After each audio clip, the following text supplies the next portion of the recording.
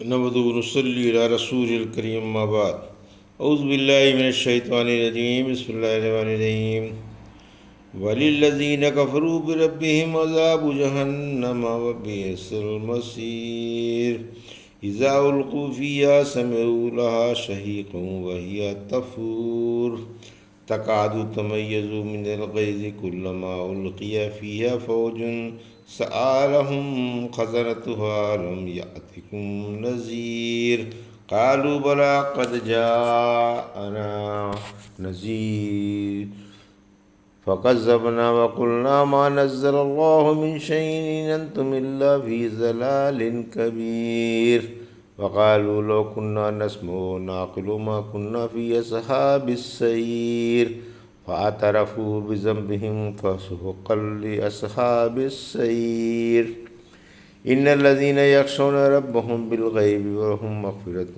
وأجر كبير وأسروا قولكم أو اجهروا به إنه عليم بذات الصدور ألا يعلم من خلق وهو اللطيف الخبير هو الذي جعل لكم الأرض ذلولا فامشوا في مناكبها وكلوا من رزقه وإليه النشور۔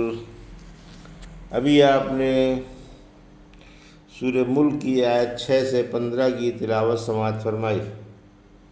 پیش ہے ان آیتوں کا ترجمہ اور تفسیر ابن کثیر سے۔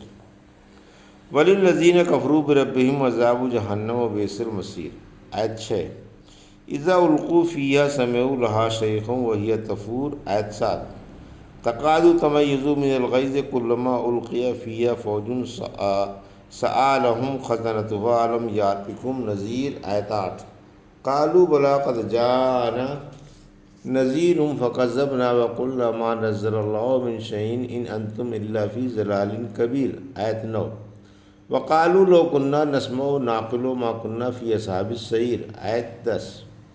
فاعترفوا بذنبهم فسحقا لأصحاب السعير آیت 11۔ ترجمہ۔ اور اپنے رب کو نہ ماننے والوں کے لیے جہنم کا عذاب ہے جو بدترین ٹھکانہ ہے۔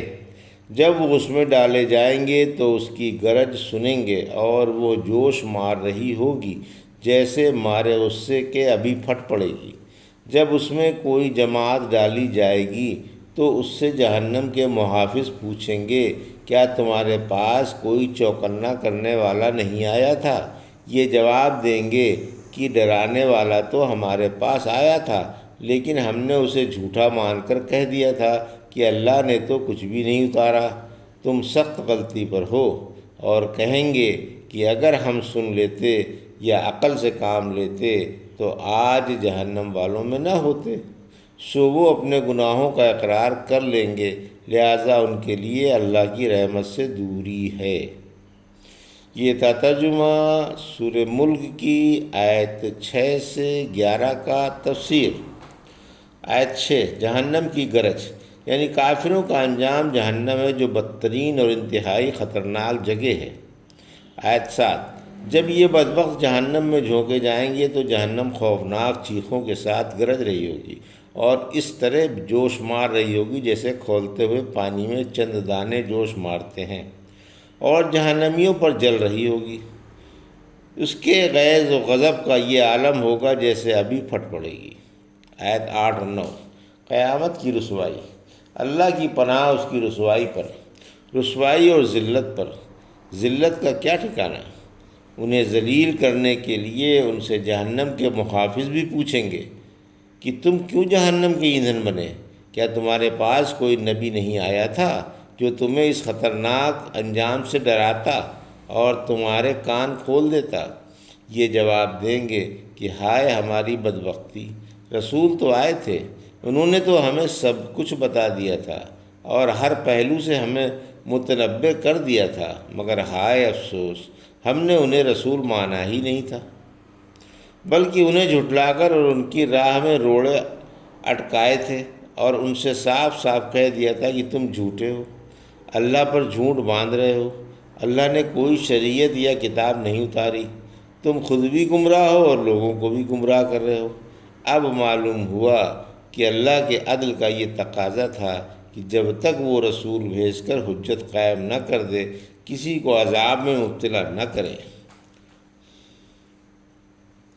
سورہ زمر کی آیت 71 میں فرمایا، جب جہنمی جہنم کے پاس پہنچ جائیں گے اور جہنم کے دروازے کھول دیے جائیں گے اور ان سے جہنم کے داروغہ پوچھیں گے، کیا تم میں سے تمہارے پاس رسول نہیں آئے تھے جو تمہیں تمہارے رب کی آیتیں پڑھ کر سناتے اور تمہیں تمہارے اس دن کے انجام سے ہوشیار کر دیتے؟ تو یہ جواب دیں گے کہ آئے تو تھے اور سب کچھ انہوں نے بتا بھی دیا تھا، لیکن عذاب کا کلمہ کافروں پر صادق آ کر رہا۔ آیت 10، بے وقت کی ندامت مفید نہیں، پھر یہ خود ہی اپنے آپ کو برا کہیں گے اور انتہائی نادم و پشیمان ہوں گے، لیکن اب ندامت کس کام کی؟ کہیں گے، ہائے اگر ہم دنیا میں رسولوں کی باتیں مان لیتے یا عقل ہی سے کام لیتے تو آج یہ روز بد ہمیں دیکھنا نہ پڑتا اور جہنمی نہ ہوتے۔ آیت 11، محشر میں اقبال جرم، آج انہوں نے جرم کا اقبال کر لیا، مگر آج مجرموں پر لعنت ہے اور وہ اللہ کی رحمت سے بہت دور ہیں۔ رحمت عالم صلی اللہ علیہ وسلم نے فرمایا، لوگ اس وقت تک ہلاک نہ ہوں گے جب تک اپنی برائیاں آپ نہ دیکھ لیں گے۔ اللہ کسی کو جہنم میں نہ بھیجے گا جب تک وہ خود یہ نہ جان لے گا کہ میں واقعی جہنم ہی کے قابل ہوں، جنت کے قابل نہیں۔ ان الذین یخشون ربهم بالغیب لهم مغفرۃ واجر کبیر، آیت 12، واسروا قولکم او اجہروا بہ انہ علیم بذات الصدور، آیت 13، الا یعلم من خلق وهو اللطیف الخبیر، آیت 14، هو الذی جعل لکم الارض ذلولا فامشوا فی مناکبها وکلوا من رزقہ والیہ النشور، آیت 15۔ ترجمہ، جو غائبانہ اپنے رب سے ڈرتے رہتے ہیں انہیں کے لیے بخشش اور بڑا اجر ہے۔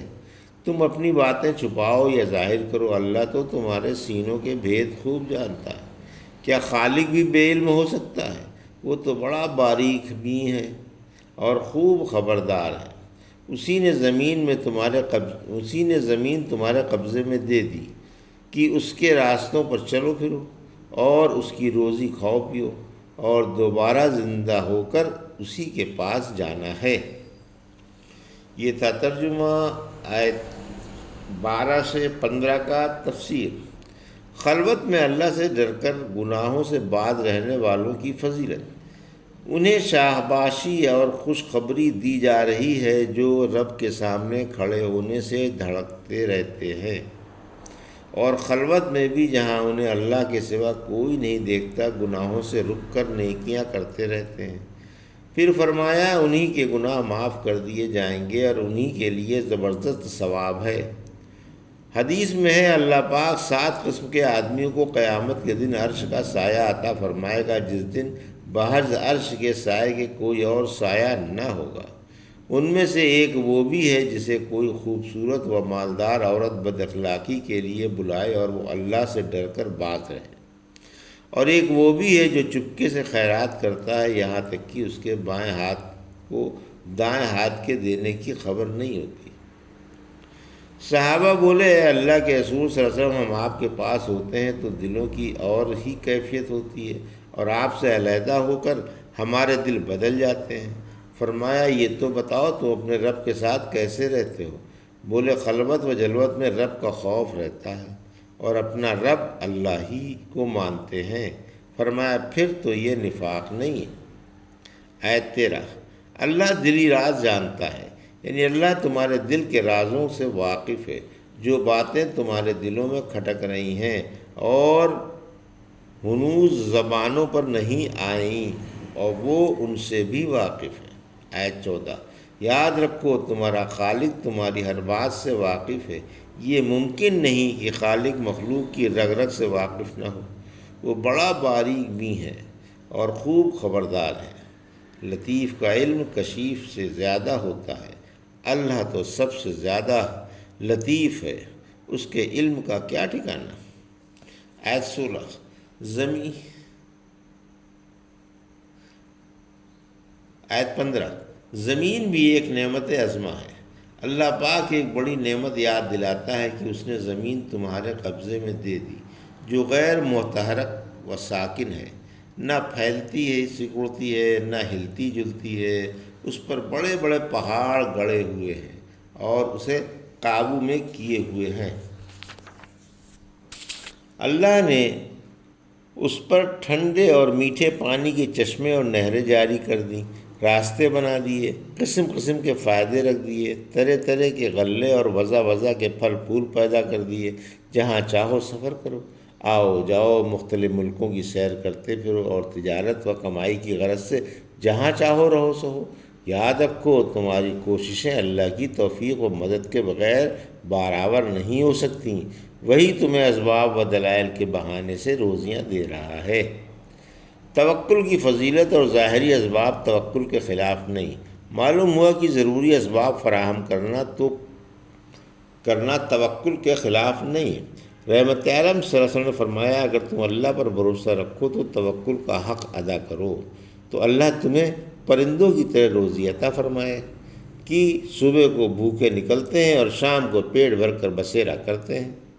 معلوم ہوا کہ روزی ڈھونڈنا ضروری ہے اور توکل کے خلاف نہیں، کیونکہ اسباب کا خالق انہیں فراہم کرنے والا اور آسمان بنانے والا اللہ ہی ہے، اور قیامت کے دن دوبارہ زندہ ہو کر اللہ ہی کے پاس جانا ہے۔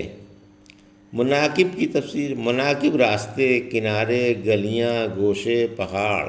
بشیر بن کعب نے یہ آیت پڑھ کر اپنی ولد سے کہا، اگر اس کا مطلب بتا دے تو آزاد ہے۔